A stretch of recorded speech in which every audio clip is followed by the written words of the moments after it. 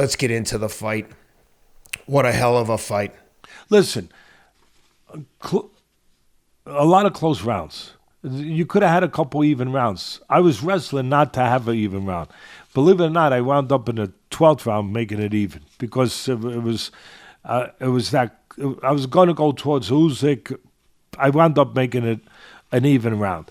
The first 2 rounds, here's what it looks like, and I'm gonna also read you my comments in between the rounds. Every once in a while I made a comment. The first 2 rounds, 10-9 to Usyk. And the third round, Fury. And then Fury takes 4 straight rounds for me. He got control of the rhythm. He going into the fight, I picked Usyk, but I said that this was a fight where you could make an argument for either side, a legitimate argument for either side to win. And when you have that, you're usually going to have a good fight, where you could make a real honest argument that will hold water, that either guy should be able to pull it off. That's what we had. As far as the tangibles and the styles, the numbers of the fight, if you will, the mechanics of the fight, going in, first of all, if you watched our fight plan, and I think a lot of people did, but if you watched our fight plan, we were pretty damn good. We were pretty damn good with it. Because the obvious was the obvious. Fury had a couple options, how to fight. He could fight on the outside with his size, or he could fight inside imposing his side. If he wanted to try to wear him down, walk him down. I thought that he should fight on the outside, and he did, for the most part. He controlled the jab, used the jab, and that was another thing. It was going to come down to the jab on both sides. It was going to come down to, on the Fury side, can he control geography, range, space with that jab? Can he control space with that jab? Make it difficult. Put the burden on Usyk to take risks, to come forward, to do what he can do. And he was doing that. And for Usyk, it was going to come down to make sure you're not dominated by his jab. Make sure that jab does not control you. Find a way to nullify it. Find a way to negate it. You don't have to out-jab him. You don't have to outland him with the jab. But you can't get dominated by his freaking jab. You can't wind up in the locker room. I must have gave 400 million interviews out there. And each one of them I said, sometimes you got to know what, you try to know what to do. But we don't know what to do all the time. You got to know what not to do. Not just what to do, what not to do. You cannot be a Fury person and part of that team and be in the locker room after the fight saying, we shouldn't have got dominated by that jab. That can't happen. If you get beat, you get beat. But you can't get beat because of that punch. You have to find a way not to be dominated with that punch. So the thing I consistently said before this fight, it will come down to jabs and geography, where Fury will try to control the outside with his jab, make it hard. As I've often said when I was doing all the commentating on ESPN, make it hard to make this shorter man go through a bad neighborhood and then try to mug him on the way in. And that's what Fury was doing. But let me put a little... Let me qualify that. I've never done this with that saying before, but I'm going to add something, Ken, to that saying. Yeah, you're the taller guy. Control the outside. Make the smaller guy go through a bad neighborhood and mug him. But there's certain guys that ain't getting mugged no matter what neighborhood they're in. They just ain't getting mugged. You try to mug them, they're going to do it to you. You ever see Crocodile Dundee with the guy in the subway? Where the guy in the subway like pulls a knife on him and says, yo, give me your money, whatever. It's many years ago. And Dundee looks at him. He says, that's not a knife. Here, bloke, this is a knife. And he pulls out like a machete. You know what I mean? Yeah. That's kind of what happens if you try to mug the wrong guy. And Usyk ain't getting mugged. But it was the plan was right. The plan was right for Fury. Control the outside, put the emphasis on, put the onus on, put the burden on Usyk to take risks to get in and try to make him pay to get in. Usyk, his strengths, combination punching, hand speed, technique, solid, southpaw, counterpuncher, all of that. But it's hard to do that if you're not in range. How are you going to put punches together if you're not in range? How are you going to counterpunch if the guy gives you nothing to counter? It's hard to do all that. So both guys had to be very definitive about how they approached this fight to give themselves edges. What did I say? What have you heard me say, Ken, throughout this whole process, leading up to this fight? When the fight was first made, I said, look, you can break down all the strengths and weaknesses on a paper. Write them all down. Write them all down, all you want. The strengths of Fury being big, using the jab, controlling the outside, the Usyk being able to counterpunch, being able to have hand speed, he puts punches together well, all of that stuff.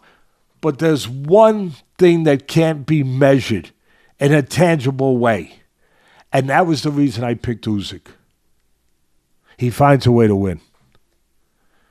He's one of the greatest winners you're ever going to see. He's one of the greatest winners you're ever going to see. And Fury's great.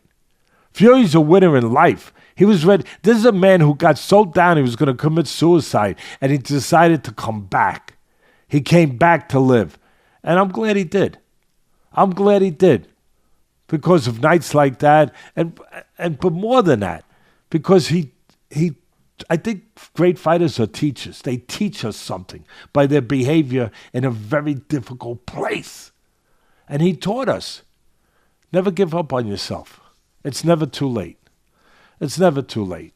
So, anyway, the fight, the most important thing I kept touting to everybody was, look, we could look at all the measurables. In football, my son, the great scout in football, 14 years in the NFL, they look at the measurables. How fast? How far does he jump? How big is his hands? Especially if he's a receiver. All of these things, the measurables. But like my son always said, you can't measure certain things can't be measured by those measurables. Certain things you just can't find in film. You just can't find, in a doctor's office with a measuring stick, with a watch. You just can't. Those are the intangible things that make people special. The will to win, the instincts. Like in football, the instincts to always be around the football. You see certain guys, they're smaller than everyone else. They're not as fast. They don't jump as high. They're not as big. But every time there's a loose ball, who's on it? Them. That's not an accident. How are they always around the ball at the right time? How are they always there? Just instinctual things that, again, you can't measure in the way we like to measure things. Well, that's why I picked Usyk. The thing that you can't measure in those ways that we feel comfortable measuring things and saying, oh yeah, I could be sure of that. He finds a way and always has found a way to win. I picked him for that one reason. Yeah, other reasons too, but he was going to find a way to win. He's done it since he's a teenager. He'd done it since the Olympics when he won the gold medal. Then he went pro. Then he won a cruiserweight. Then he unified all the cruiserweight titles. Then he went up to heavyweight and beat a real good English heavyweight named Joshua in his country and beat him. And then to show it wasn't a fluke, he did it again. He knows exactly how to find, and he does it under whatever pressures, just like all greats do. But he does it under whatever pressures he has, the pressure of his country being stolen from him and his people, being ripped away from him and his people. He's done it under that pressure too. So at the end of the day, when that 9th round came around, I had turned to my son. I think it was the 7th round. And Fury had taken control of the rhythm of the fight. He was in charge of the fight. Like I said, I had the first 2 rounds for Usyk, and then I had the 3rd, 4th, 5th, 6th round for Fury. And then the 7th round, it started to change. And around that round, I said to my son, you know that ability I've been talking about all week, about finding a way to win, that ability that can't be charted the way others are charted? Well, it's about time it shows up. And he wins the 7th. He wins the 8th, the historic 9th. He wins that. And again, the physical breakdown. Fury on the outside.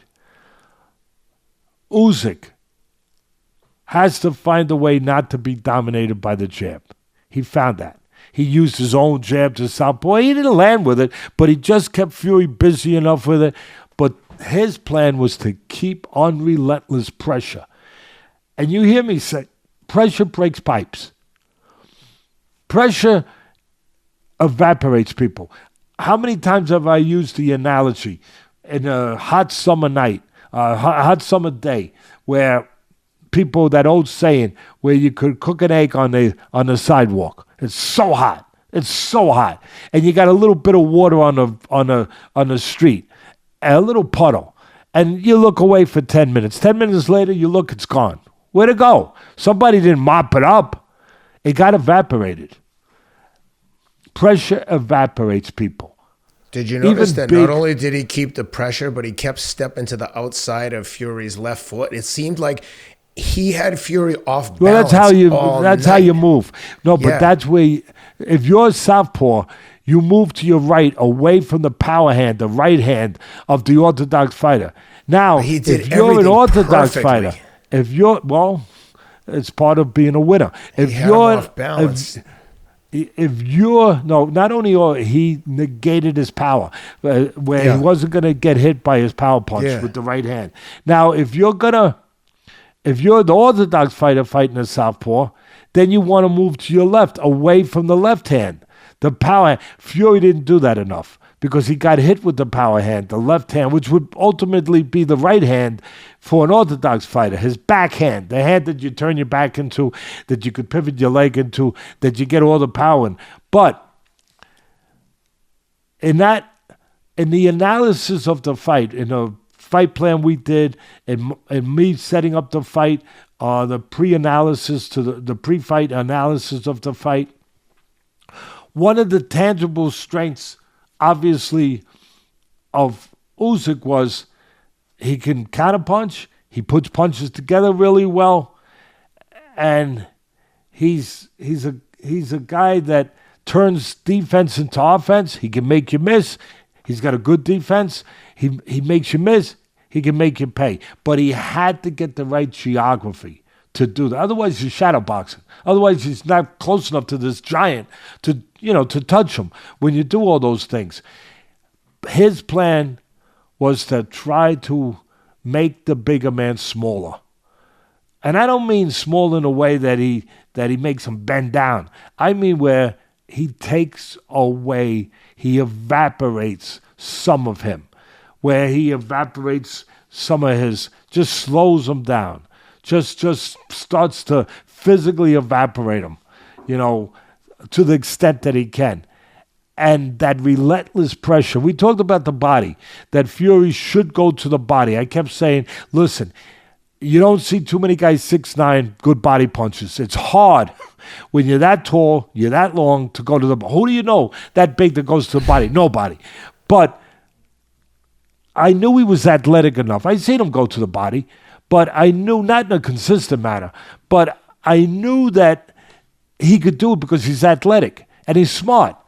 That he would have to. I even said on our show, he would be irresponsible. His people would be irresponsible if they didn't have part of their fight plan dedicated to going to Usyk's body. After he got hurt with Dubois, he got hurt with Joshua, they'd be irresponsible if they didn't go have something set up for the body. And they did. Credit to them. They did. And they went to the body, and they affected him a little bit to the body. But he made an adjustment. Being great is about making adjustments. Look at the team that used to be your team, the New England Patriots. I know you gave up on them now, but the team that used to be the New England Patriots, when they had Bill Belichick and Tom Brady, what was that comeback against the Atlanta Falcons where they go into the locker room? 28-3, the biggest comeback in the history of the Super Bowl. They're losing 28-3. What do? They go back. Their will showed, their will showed, their character showed, no doubt about it. Tom Brady said, we're winning this game. The leader stepped up, we're winning this game. And we're going to make history by winning this game. That's what leaders do. That's what leaders say at the right time. But Belichick made adjustments, and they came out, and the mistakes they were making in the first half, they weren't making. They made those adjustments. Usyk made subtle adjustments. He started blocking with his elbows. His arms went better. He started blocking those body shots better. He started stepping out at the right time better, where he wasn't a target for those body shots. So he made those adjustments. All of that. One of the advantages to Usyk that we touched on in the fight plan, and I said it the night of the fight when I was being interviewed, I said, we're talking about the outside, we're talking about the jab, we're talking about, the range and all that, which is going to be really tantamount here. It's going to be so important. But there's an edge that Usyk has in the physical domains, in the technical domains. And he has that edge that you don't normally think about in this fight with a bigger guy. You know why? The bigger guy is 40 pounds bigger. So you don't think about the smaller guy wanting to engage him in close. You don't think of that. But I remember making a point. You better think about it.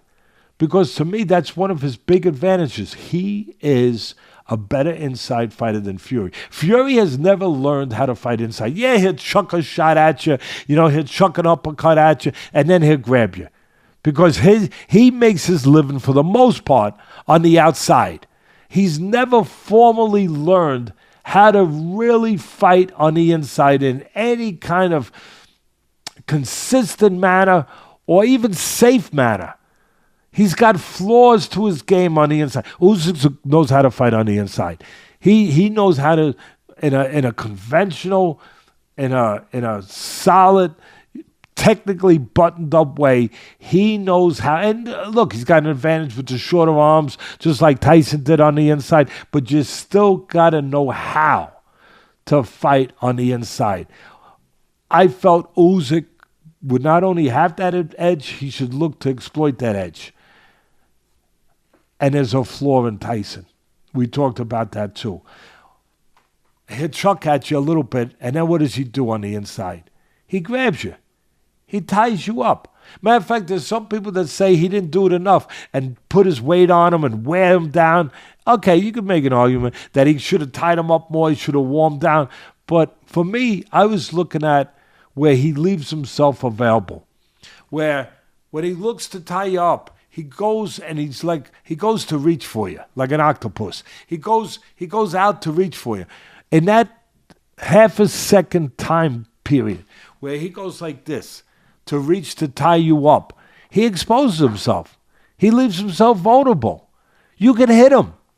If you're not intimidated, if you don't just say, oh, I better just cover up and I better just let him do this, or you're not thinking clearly in a difficult area. See, the great ones think clear in an unclear area. They think calm in an uncalm environment.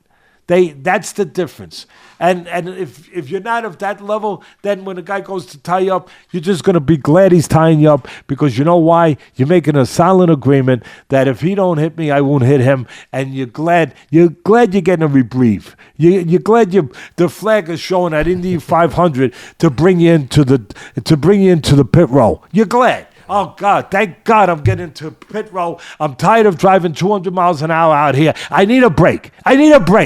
So, but the top ones don't do that. Because that's why I always say it's 75% mental in life, in anything, in the courtroom, in the doctor operating room, in a teacher's classroom, wherever it is, 75% of it is mental. Who keeps themselves together in those moments. So there's a flaw in Fury where he goes to grab you and you can catch him. You can even take a half step back if you want and make him really reach and catch him with shots. When you do that, the moment that came, it was a combination of the relentless pressure. His fight plan came to fruition. He found a way to win. He kept the pressure from the first round. He kept the pressure. And he was going to the body nice too. Kept the pressure. And like I said, when you keep the pressure, when the sun keeps beating down in the middle of the summer, that puddle starts disappearing. That this big man, I'm not saying you saw him just disappear, but there was something happening. And I noticed it. You know what was happening? He was getting closer. By that pressure and that body shots, he was inching in a little closer. And now all of a sudden, those talents, those abilities I talked about earlier, of putting punches together, having fast hands, being a counterpuncher, all of a sudden you're close enough to do it. You're close enough to show those. You couldn't show them early on. You couldn't show those abilities early on because Fury was on his game. He got the rhythm of the fight. He was on his game. He was controlling the outside. You couldn't show those. But Usyk never lost faith. He knew. He said, no, I will get to him. Matter of fact, he was prophetic. He said, when they said, I don't know if you guys watched the final, the weigh-in. And I'm there with my son at the weigh-in, and they're trying to get, they got shove and match, the whole thing. When it's over with, the commentators are trying to do their job. So they want to get a soundbite from both guys. So they turned to Fury. Fury said, Fury is the guy that's got the sound bites. He's an expert on that. That's fair. Usyk don't say much, but he's smart. What he does say carries a lot of meaning. But he don't talk much. You know that old saying, talk softly but walk with a big stick, whatever that Correct. is. That's him. That's him. And when he says it, I'm telling you, you listen. You listen. And so they go to Fury, and Fury says kind of like his catchphrase thing. I'm gonna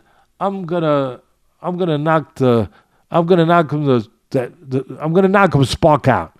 But I think he added an F word before that. I'm gonna knock him, you know what I mean? The F spark out, right? So that's kind of his thing. All right. And then they go, now the guy wants to keep it going. The guy turns to Usyk, and the guy goes, what do you have to say? Usyk, real quick, very serious. He delays. They didn't think he was going to answer. He delays. Usyk, you have anything to say? I will not leave you alone. When he said that, I turned to my son. I said, you hear that? He goes, I will not leave you alone.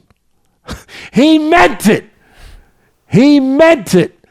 He did not. And that was it. He kept on him. And again, you didn't see nothing. You saw little spots. Again, I had it 4 rounds to 2 after 6. You had Fury controlling the geography. You had him, but it was working. What was working was not tangible in a way that you saw punches thudding the guy's head back, but was tangible in a way that you saw the puddle getting smaller, ever so slightly smaller. He was getting ever so slightly closer. He had a good 8th round, and then the 9th round he got close.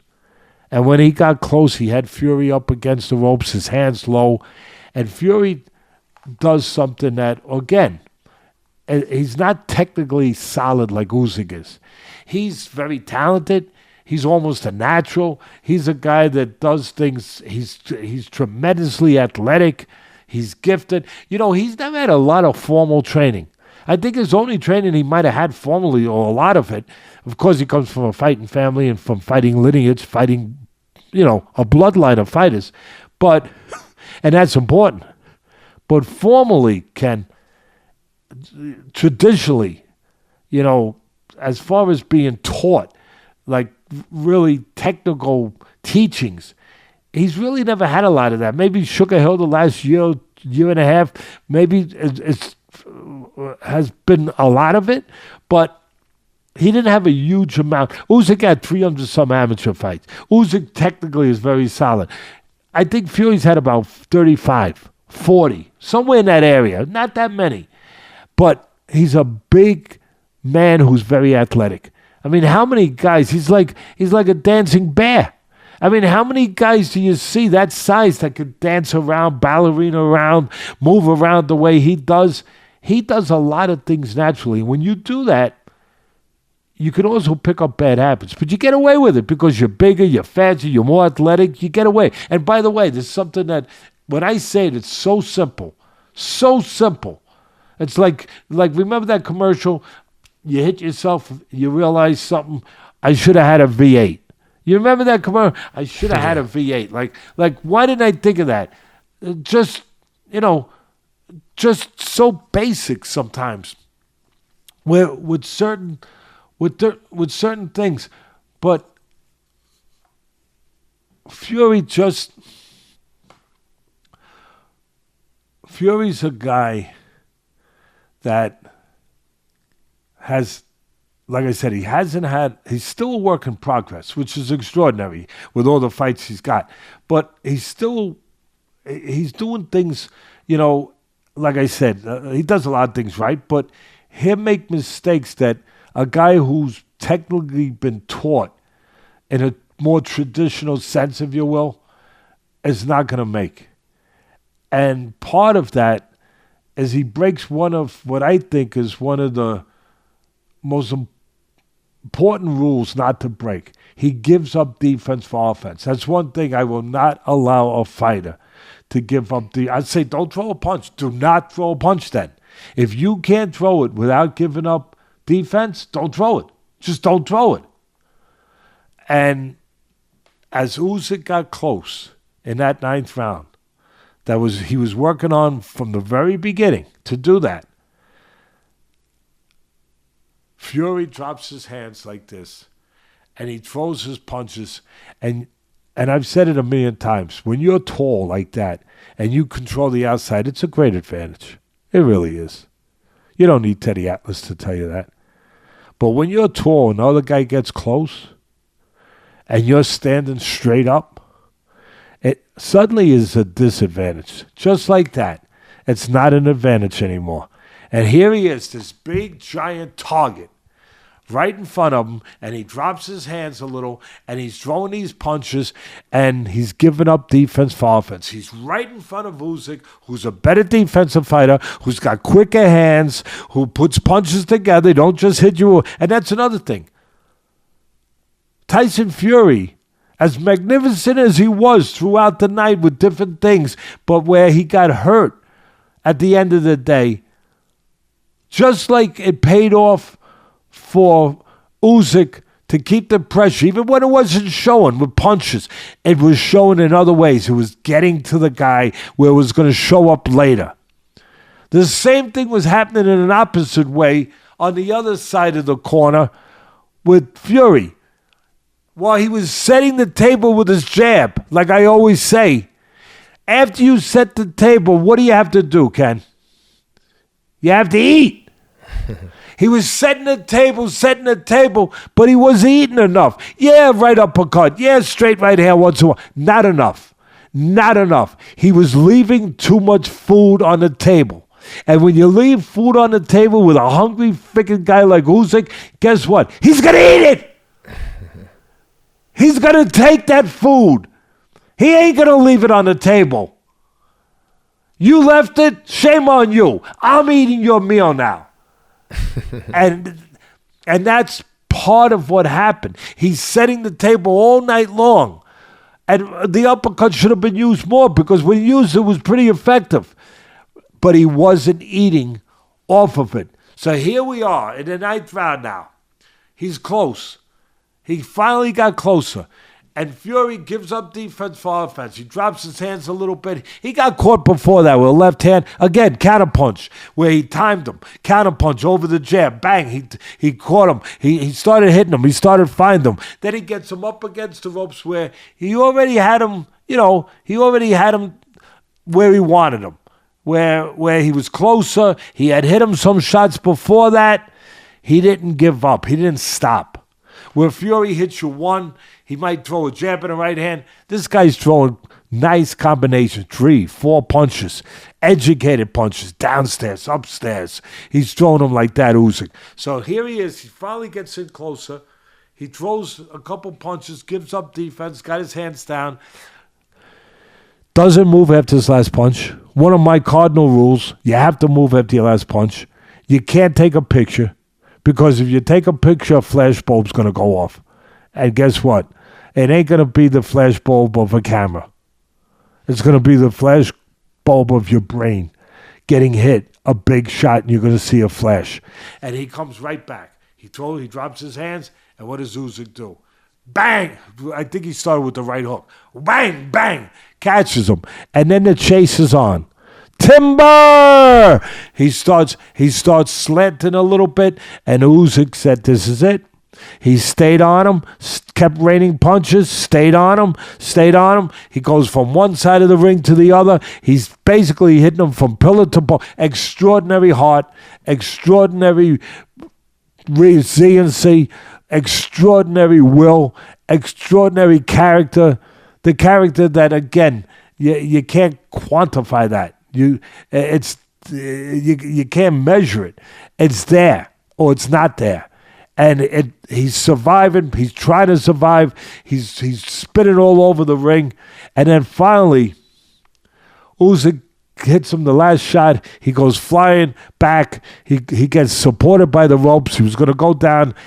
And the referee steps in and saves him. But let me tell you something. He might have saved his life. See, this is something nobody's talking about. He came in, he was gone.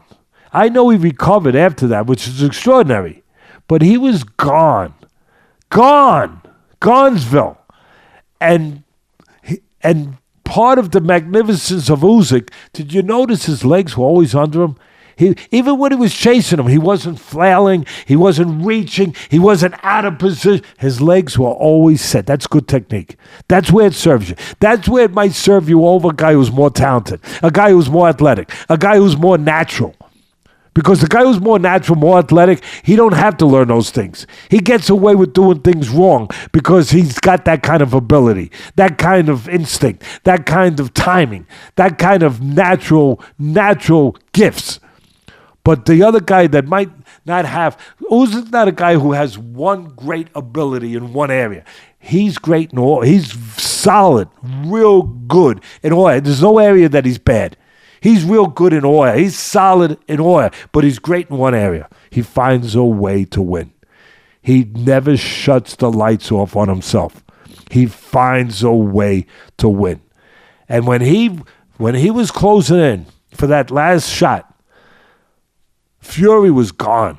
He hits him that last shot. He couldn't defend himself. He was like this. I mean, literally, he was gone. He couldn't defend himself. He was going to get hit full on force. And he was going down. And there's two things that saved him. The referee stepped in and Usyk saved him. Look at the film, people. Usyk is a special man. He slowed down. He could have thrown that punch. He could have. 9 out of 10 people would have thrown that punch. And they would have got it in before the referee got there. They would have. They would have. He could have done that. He could have thrown that punch before the referee closed in. But he saw and he decided not to. And he slowed down. He didn't throw it. The referee got in there. Now, the referee could have stopped the fight. And I say what I said at the beginning. Any other fighter, he stops it. Anyone else, I don't care. Put him on a lie detector and ask him that question. I guarantee you, if he don't tell the truth, it's going to go,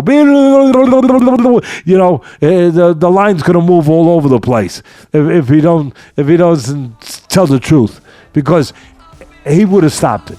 But he did the right thing. It turned out because we got to see the magnificence of men. at their best. We got to see that.